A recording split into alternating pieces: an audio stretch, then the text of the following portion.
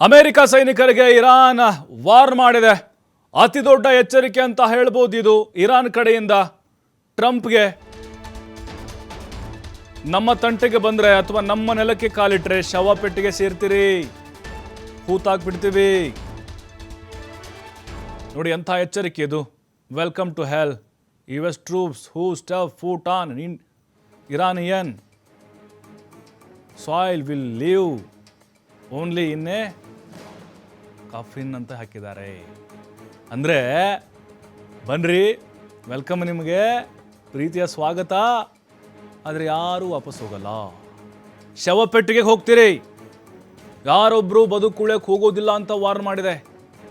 Iran ಪತ್ರಿಕೆಗಳಲ್ಲಿ ನರಕಕ್ಕೆ ಸ್ವಾಗತ ಅಂತ ಹರ್ಷಕ್ಕೆ. ನೋಡಿ ಎಂಥ ಧೈರ್ಯ ಇರ್ಬೋದು ಇರಾನ್ ಅವ್ರದ್ದು.